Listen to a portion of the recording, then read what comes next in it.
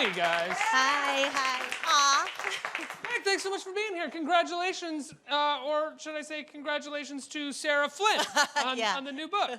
This is your first book. It's your 7th book, but your first with a pen name, right? That's right. And what made you go with a pen name this route? Well, because I'd written, as you said, several other books. So my first 2 adult books were literary women's fiction, and then I did some gritty YA, all of them dealing with abuse of one kind or another. And so, and then I weaved my way into doing a couple of middle grade kind of cozy books, and that was my stepping stone. Middle grade cozy books? Well, you know, I was tired. Okay. What does that mean? Well, okay, so there's no pedophiles. Okay, got it. Oh, am I allowed to say that? You're allowed to say pedophile, yeah. Okay, well, so I wanted to... Not my choice of a dirty word on stage, but sure. I don't know. I've never streamed before. I'm so excited. It's like, oh my gosh, I'm this modern woman live. Well, if you've ever been live on the Today Show, you're live here. It's the same thing. Oh, really? Oh. You're live. No, don't tell me that. I was excited. Oh, you like, want I'm going to be streaming. This is new. This is big. You've never done anything like this before. I know. You are streaming. Yay. So talk to me about this. So this is your first romance. Novel. It's contemporary romantic suspense. And what happened is that like through all the challenges of my life, the thing I like to do to relax was read romance. But I didn't tell anybody because, you know, I'm writing literary stuff and, you know, but that's what I loved. And so then after I wrote the cozy middle grade books, you know, then my friend Ken, he came to visit. And he's a very dear friend. I've known him for around, wow, these microphones are really heavy. No, you guys didn't know that, but they have a good heft and weight. But they're comfortable. It's but true. It is kind of like doing, you know, Mike is weights. Wait, okay. So, okay, so back to my story. Where was I talking? My friend Ken came over. My friend Ken came over, and I love him. We have been in writing groups together, and you're a writer as well. Yeah, sometimes. Yeah. That's congratulations. So anyway, I do this. But my writing doesn't. My writing, because I have editors, I get to where I'm going. So Ken came over, and I love him, and he had a personal, you know, someone very close to him had died, and so he had come to us, and he seemed kind of, well, he didn't seem, he was sad.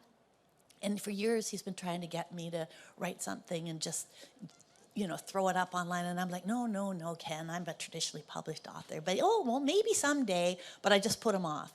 And, you know, he's in his mid to late 70s. And because he was sad, I realized all of a sudden that he's aging like I am. And I thought, so I found myself saying, okay, Ken, I'm going to do it. But I'll do a romance, and I'll do it under a pseudonym, and so nobody will know it's me. And then that was really fun, and I was able to, like, when I wasn't Meg, then all of a sudden the words didn't turn dark and bleak, even though there are bodies in this book that are found, not live bodies, dead bodies, but it opened something in me, and I was able to write it, and I had so much fun. And Did you feel like as you were writing it that you were a character that you had created, that Sarah Flynn Yes. herself is a character? Like, Yeah. do you think you could write a book about Sarah Flynn? Well, no, because, well, yes, when I was writing it first, yes, I was like, I'm Sarah Flynn. And so then Sarah Flynn could come, and she didn't drink jasmine tea. No, not Sarah Flynn. She drank like hot water with lemon and ginger and clove in it. And that's what I drank when I wrote this book. And not that it has anything to do with the book, but she was her own, yeah.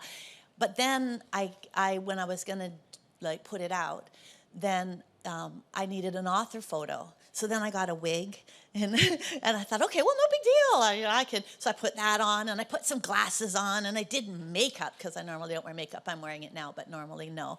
And I thought, okay, now I'm Sarah Flynn. I'll just look like me with a wig on and glasses. So then I decided I'll tell the truth about me, that it makes Sarah Flynn, but I wanted a difference. They said, well, why don't you just use Meg Tilly, because a lot of people will know about it. But for me, I didn't want my people who read my stuff, my things that dealt with challenges and heartaches for me as a child, or that other kind of stuff. I didn't want them to think that this was going to be like that and pick it up and feel disappointed. And I didn't want romance people to cross-pollinate and say, oh, I'm going to go read Gemma or singing songs or, one of those, because that would horrify them because they want something happy.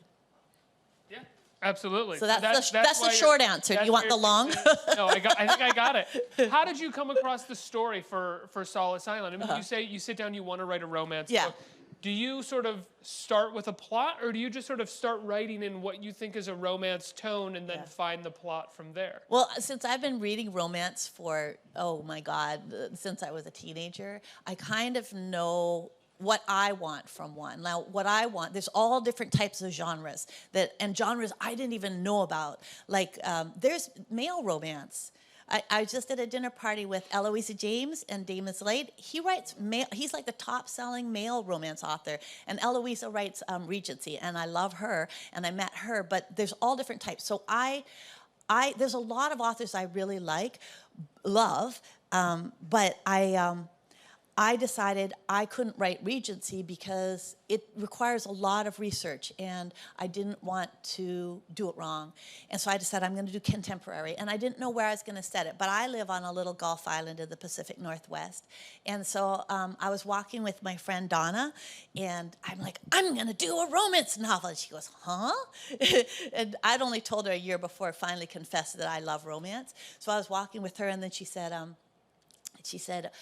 well, where are you going to set it? And I said, I don't know. And she goes, well, what about here? So I switched the name of the island so that, our island doesn't get inundated. But I wrote about our island. And then I go to the market all the time, and there's this guy who makes amazing bread on our island, and he has a stall. And he's older now, but at one time, well, no, no, I'm sure he's still, I won't say, never mind, I won't go there. But anyway, were you going to say that he's still a sexual being? What were you going to say? Well, I don't know what I was going to say. Oh, okay. I luckily, for once, edited myself. So you should be grateful. No, I wanted to hear where you were going. As soon as you say I won't say that, I want to know what you were going to say. That's the writer in you, right? Yeah. Whenever I get like an idea for something, I'm like, ooh, no, I can't write that. I know that that's where the meat is, and that's what I put my pen to. And then I was in a store, a really nice store, and I was buying something, and I gave her my credit card, and she did the thing with the credit card machine, and she's like, oh yes, my husband developed this. He invented this. Now we live here, and he's a baker, and I was like, whoa. I was like, well, you make a lot of money. You developed that thing that every single store in the world has. And so then I thought, wow, so I can use this guy, although he's not the inventor of that, but there's like, when I find the people who live on our island, and it's like, you did that? There's like amazing people who live on our island. It's cool. So I thought I'd do small town with like unexpected, backstories. Yeah. Now let's talk about your backstory for a second. You were like, an incredibly famous actress. Yes. You had won awards. You've been nominated. You've done these incredible roles, and you basically stopped acting for a little while, right? Do you still perform at all, or are you basically done? Well, I was done.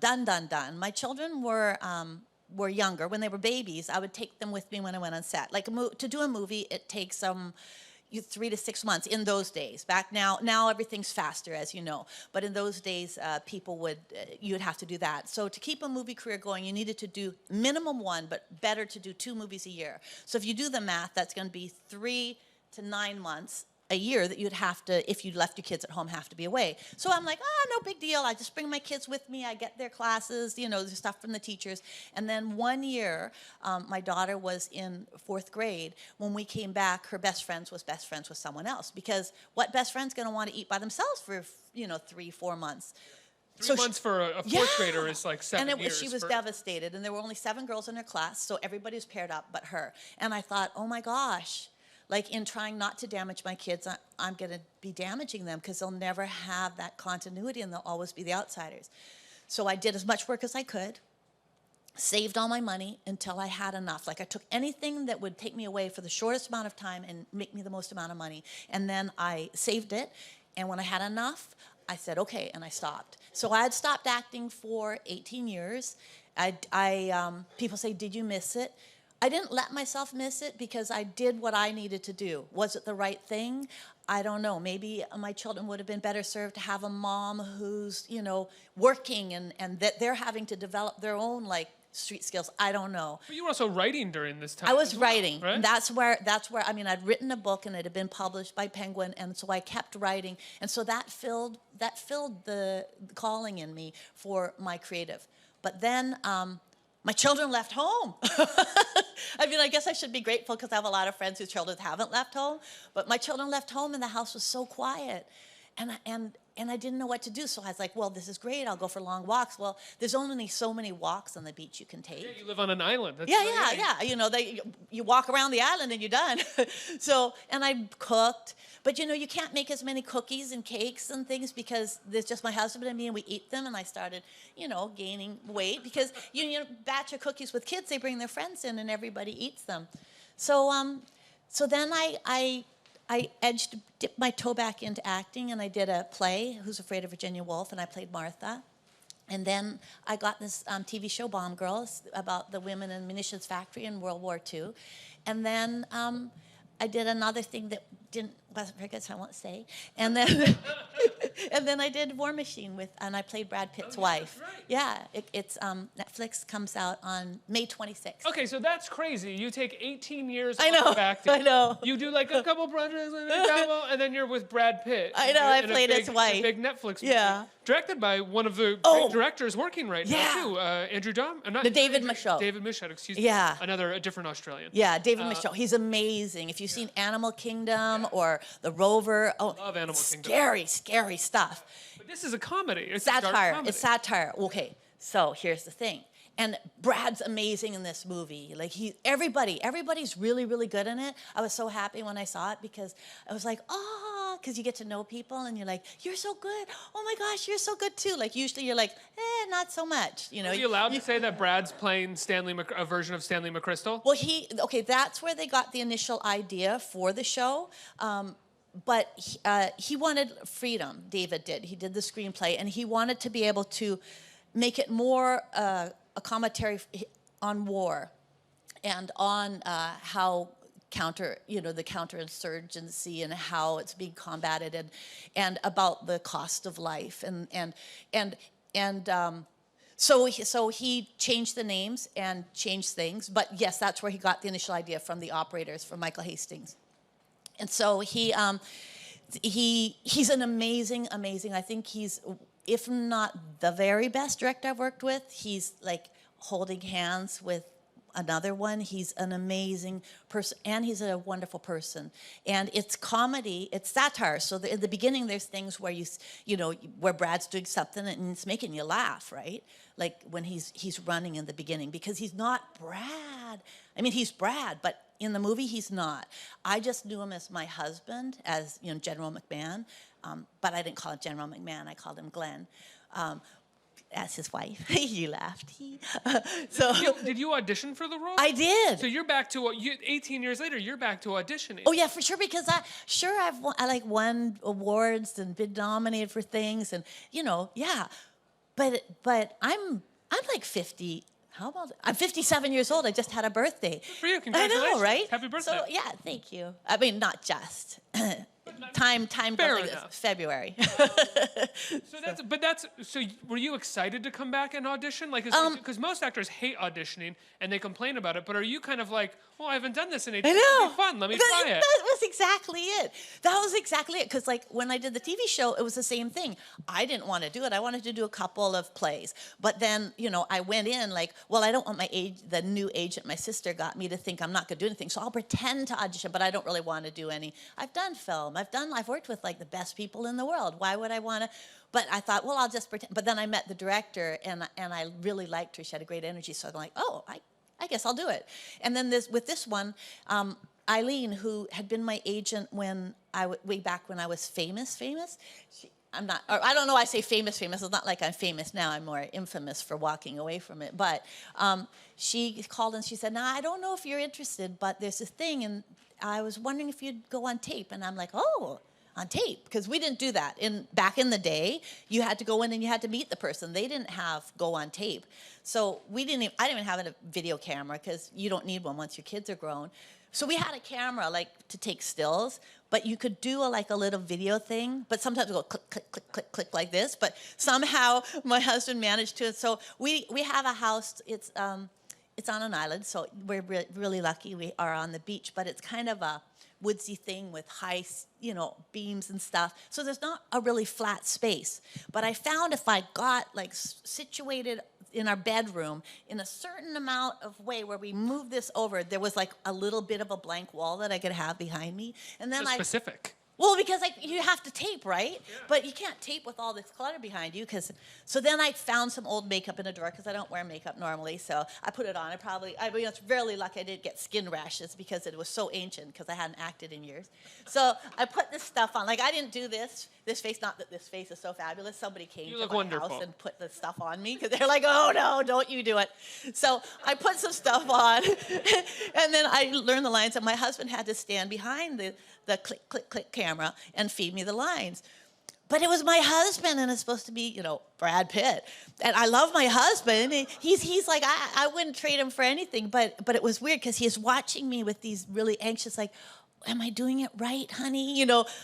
Okay, oh, that's the wrong word, kind of thing. So I had to make him turn his back to me behind the click, click camera. And then he fed me the words, and so I did it, and took a couple times. And I felt really nervous, too, because he didn't know me as an actor. He married me as a writer. We met at a writing workshop. And so I was really vulnerable. I felt really vulnerable. So that was the hardest part about it, is acting in front of my husband, who didn't know me as an actor. Well, no, shooting audition tapes is an incredibly vulnerable thing. Have you done it? I have done it, and I did it with my girlfriend who had to shoot it. That's hard. And it was and I felt so bad, because there would be moments where she'd be like, hold on, I don't think I have, and I'd be like, could you just get the camera working? He's like, look, I'm not going to help you if you're going to be an actor. You're right, I'm sorry. It's just it's a weird thing. I don't like doing it. Yeah, it's an awful experience. It is weird, because you feel vulnerable. And for your loved one, you want to be like, ta-da, here I am. Yeah. You don't want to be all insecure and knowing that you aren't. Yeah, knowing that, I don't think I'm doing a very good job. But yeah. So that's so I did one. They had me do another, and then that was it. I thought, oh well. And then my friends were having a 50th birthday party, so we flew out to Santa Barbara to go to their party. And then we got this call, it's just, he loves you, and he knows that you're right, but he's got to convince them, because I had no name. I'd been away I have a name.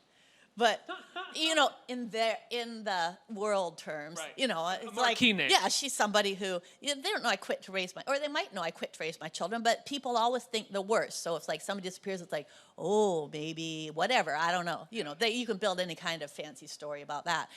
So what was I talking about? I don't know, but I have a question for you based off of something you said. You said your sister helped you get a new agent. Yes. Your sister's also a wonderful actress. Yes, Jennifer Tilly. And a world-class poker player. She won the gold bracelet at the World Series of Poker for the best female poker player in the world. She's no, I telling you. So cool. And now, not just female, she plays male and female mixed games, where sometimes she's the only woman at the table, and she's won a lot of those ones. Now I have to ask: the two of you are. I'm so proud of my sister. The two of you look very similar. No, well, and sound very similar. Well, similar voices as well. But was there any sibling rivalry between the two of you when you were both trying to become actresses, famous actresses? In the beginning, Jen was the one who, when I broke my back, I was a ballet dancer here in New York, and I fractured my back and potted a class. And so Jen's like, well, come to, I danced in the movie Fame, and I had my SAG card. She goes, come to LA. So I lived with her. She had me live with her. We were in this one-room apartment that was maybe as big as this fabulous stage. And then there was, if I wanted private time, I'd go in the closet and sit on our piles of clothes and shut the door so I could have some privacy. And then there was a bathroom, and we had a little kitchen eating area. And then we had a bed that fell out of the wall. And and so we lived there together, and we'd go, and she'd say, okay, you've got to get your pictures. So she got me to get my pictures and put in player directory. We took acting classes, and we were kind of like Laverne and Shirley. We thought, just living the life, and we'd go on double dates. And then But then, it was fun. There was and then I did a play. I was in the first, Sean Penn's first play was my first play. My sister said, you have to audition for a play. And so I did that. And then we were, all of us, we're hanging out. But then I got the first job. And that was hard because I'm the little sister. But still, we were really, really close. And then, so there was, I think, probably a little period where it was hard, when she had been acting first, and I just kind of was like, I'm going to be an actor because I broke my back, And she's got a degree in acting in university. You fell backwards into a good role. I did. Yeah. I felt like 6 months later, I had my first lead in a movie starring opposite Matt Dillon, and it wasn't fair. But then she's like, now the good thing is that she superseded me in terms of, I've done you could count. You could use my fingers and toes and you wouldn't have all of the things I've done. Whereas she's done hundreds and hundreds of things, and she's been nominated for Academy Award as well. And she's she always gets recognized. I once in a while get recognized. So it's really good. And then, do you ever get recognized as her? Oh gosh, yeah. Oh my gosh, I got a photo. That's a good question. I do. And I think, I've gotten bustier now, but I was always really flat, right? And I'm thinking, oh my gosh, and she's got this voluptuous figure, and she's got a sense of fashion, and she put together, well, this dress is actually hers, this sweater she gave to me. She puts together my outfits when I'm going to be appearing in public because I'm a hopeless hot mess. So that I will slump around in my stuff and somebody thinks I'm her, I'm like, what? Once I got an 8x10 photo sent by a fan who was on the police force, and he was taking his test for detective, and it was Jennifer. And I thought, ooh, I don't know if you're going to make it for her to sign. So, yeah, people do get us. Investigate that too closely. Yeah, because it was at that point, I was pretty flat-chested, No. Right. I mean, that's in the 90s, that was definitely one, outside of being a great actress, that was one thing that was talked about with Jennifer. Yes, she's amazingly gorgeous. So, yeah. Let's get some questions from the audience, not about Jennifer Tilly's chest, but anything else that you want to talk about. Hi, Meg. Thanks for being here. Oh, thanks. So now that you're publishing under a different genre, are there any other genres that you would like to explore? Oh, are you a writer? No. Oh, okay. He's a writer. Okay, yeah. No. No, I'm really excited because I've done literary fiction, I've done YA, I've done the middle grade, which is cozy. I might do another cozy middle grade, but I really like at this point in my life to be doing happier things, just because I get overwhelmed sometimes by all the bad news and the things that are going on. And I don't think you're alone anymore. Yeah, and I've written about the things that I needed to get out. So I think I'll probably be sticking with this, but who knows? I mean, I never would have thought I'd be acting in a movie with Brad Pitt. People are like, did you kiss him? I'm like, yeah, but it wasn't Brad Pitt, it was the general, and he kisses like this, mwah! So, it's funny. It's funny, you never know what life's gonna take you. I never thought I'd be an actress. I never thought I'd be a writer. I have dyslexia. I misspell things all the time, but they have spell check now. They've got computers. When I first wrote my first book, I went to get a typewriter, and they showed me this wonderful magical tool that had just been invented, a word processor. And that's now ancient, I remember when when fax machines came out, that was like magic. And now, we're streaming. Back to the streaming. I just learned about streaming a few months ago, and I'm like, what is this streaming thing? And then when they told me I was going to do your thing and stream, I was really excited. Oh, that's so nice. Yeah. I'm curious, when you haven't acted for quite some time, and you jump back in it, and you get a part in a movie that Brad Pitt is the lead in, and an A-list director like David Michôd is doing it. Are you, having been in the industry for so long and having a separate career and leaving the industry, are you very good at blocking any of that kind of oh, I'm back and I'm going to be a big star feeling? Or are you just going to oh, this is great. I got a part in this movie. It'll be fun. Yeah. And I'll see what happens. Oh, you're really insightful.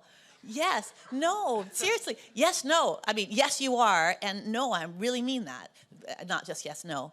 I appreciate it. Yeah. No, but you really are, because it's so funny. I got it. Everybody's like, oh my gosh, you got to cash in on that. And then people are sending, they'll send me things. Do you want to do this? Or would you like to meet on this? Or, there's been a lot more interest. But the thing is that that was such a wonderful experience. Like, it's very rare. I can count on one hand the amount of times I've been on a show where the director is like a genius, like so talented. He's really, David is amazing. And then Brad, okay, so you can read a lot of stuff, I was gonna say the S word, about him on whatever. He is the most decent person. He is the most generous actor I have ever worked with. He gave 150% behind the camera. He was kind to me. I'd been away for a long time. I figure I've worked with a lot of famous people, and a lot of people, they have this yardstick, like, oh, okay, you're my equal, and you're just dirt under my feet, so I don't have to say hello to you, or, I don't have to. He was so gracious and so kind. I just never expected that. We were doing, he would do things so that if there was a scene where my character, there's a scene in the restaurant where my character has to go through a little bit of something. And they did the wide shot, and David covers the heck out of things because he's, wants to have a lot to choose from. They did a wide shot, and so you knew there were 3 cameras going, it's going to go for a long time. And then they started turning in, and they were going to cover him first. That's great, because as an actor, you don't want to be tired out, right? You want to be fresh. He went back. He didn't tell me he did this. I just noticed, because, you get to a certain age, you notice things. And all of a sudden said, wait, everybody take a break. We're going to set it up coming in on the different direction. He went and asked them to come in and cover me first. That kind of generosity is just unheard of. It's just unheard of. And so they covered me for like 3/4 of the day, and then spun around and did a couple takes of Brad. Giving you the opportunity to be your best. What a sweetheart, right? And I saw him do it time and time again for other people.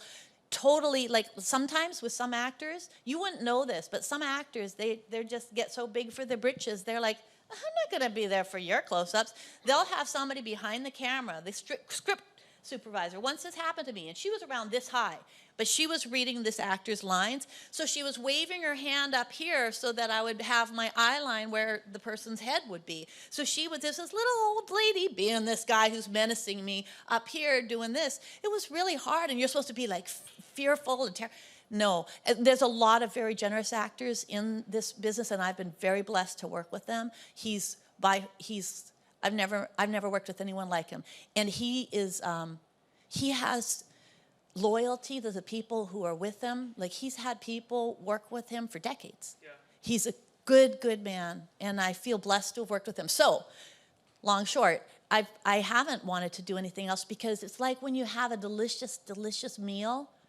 Well, no, it's not like that, because I was going to say, you have a delicious meal, you don't want to lose the taste and the memory of it in your mouth. Okay, so what it's like is if you see something and it's so amazing and beautiful that you get like shivers, and it changes something inside of you. If you go back to it and try to recreate that experience, it doesn't work. So I don't know. I don't know if and then the screening last night, it went really well. Crack too. No, oh, really? That it gets less and less. Yeah, so if something kidding. special came around, have you, oh, no, never mind. No. Me either. No, I just all of a sudden got curious, and then I remembered, oh my gosh, we're streaming. We'll talk about it backstage. Okay. No. Yes, that crack in me. But I'm sure that becomes the addicting force, is that the first time it's really incredible, and then you try to recreate it, right. And then you get addicted to this idea. Yeah. Recreate a wonderful experience. Yeah. But you might not be able to. You might by not chance be able that they're to. That wonderful. It's by chance. So unless there's something that calls to me, like a character or something, I really love my writing life. Like I live on this little island, I go for walks, I watch the eagles, fish, I cuddle my dog and my husband. The dog shouldn't have come first, should it? I cuddle my husband. I do. I cuddle them both. That's what I first got an image of. But I would cuddle my husband before the dog. They say that's the best way to live in the entertainment industry, is to make sure that you have another life outside of it. I love my life, and I don't feel like I'm in the entertainment industry. I feel like I had a little spree. I might have another spree, but my main life is home. Absolutely. Let's get another question from the audience. Okay. Right there. Hi. Hi. I just want to say you have such a great personality. You should have your own comedy show. It's so cute. I would actually love a comedy show with you and Jennifer. Oh, wouldn't that be fun? Yeah. Oh, Well, but then I'd not be on my little island. Yeah. But that would be so fun. Shoot it on the island? Oh, yeah. But I had a question. Have you ever considered writing screenplays? I have written. He writes screenplays as well, don't you, You're selling me. What? No, but you do. You write screenplays. Do you write screenplays? I don't. I'm an actress, but I don't write. You're an actor. Oh, yeah. I have, actually. I was in a TV show, and they had asked for, the writer had asked for ideas, and so I wrote up a script, and he's like, oh, this is really good. And so we shot it, and I got paid for it. And then I sold my first book, Singing Songs. MGMUA bought it for a screenplay, so I wrote that. I said a lot. That's because I feel shy all of a sudden. Okay, so then Rosie O'Donnell bought my book, Porcupine, the young adult book, and that was made into a screenplay. And then I've sold a couple regular screenplays. However, they don't usually get made. The only one was the first one. So sometimes you get paid way more as a screenwriter than you do as an author, unless they buy your book, and then you get paid for that. And but I prefer to do things that people are going to see. Yeah. I think we have time for one more question. Hi, how are you? I'm good. How are you? I'm good. Thank you for asking. I was wondering. It's an adorable outfit. Oh my God! Thank you so much. I really appreciate that. I was wondering, do you think as being an actor, does that help you with character development when you're writing? Yes. Or vice versa, actually. Absolutely. Actually, I found out that I was going to be a writer, even though I didn't believe her, when I was in acting class. And I studied with Peggy Fury at the Loft Studio. I told you Sean and I did our first play, and Peggy came to see it, Peggy Fury, and she said I could study with her, which was amazing because she had a 3-year wait list to audition.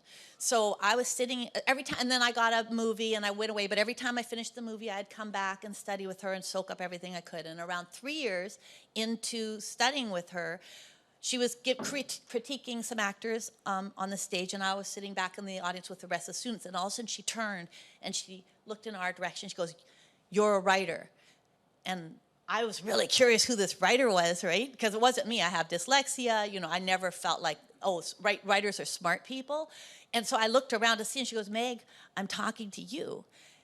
I know it has nothing to do with what's going on here, but it dropped into me, and I know it's important, and I needed to tell you, you are a writer." And I felt like a faker, you know. I smiled, but I felt like really ashamed, like I was BSing her, but I didn't want to say, well, no, I'm actually not very smart. So That's what I do. I know, right? So I was like, ha ha. So, but then she died a couple years later, and I always felt like guilty when I thought about it, like I should have told her the truth, but I hadn't. And then around 6 years after she died, I didn't think I was a writer, but I needed to write down the truth of my life, just to claim it. And I wrote this first piece about something that happened, and the next one, and you know, I'd finish and I'd be shaking, but I would be so relieved to put voice to it because I was selling a you know, happy whitewash version to the world. And then next thing you know, I've got a book, and then I'm just like, oh, well, it's a book, but I'm just going to keep it in my drawer. And, you know, cut to now, I've got 7 books published, 16 with traditional, not 16. Oh, my gosh, I wonder if I'll ever have 16 books. 6 with traditional publishers. This one, there's been several publishers who've approached me about picking it up, so I'll see what I do with that. Well, that's amazing, Meg. Congratulations on all your success. I can't wait to see War Machine. Solace Island is on shelves now. Yes. Pick it up, and all of your other books under... Meg Tilley are also shelves, and people can pick them up. Yeah. Meg Tilley, everybody. Meg, thank you so much.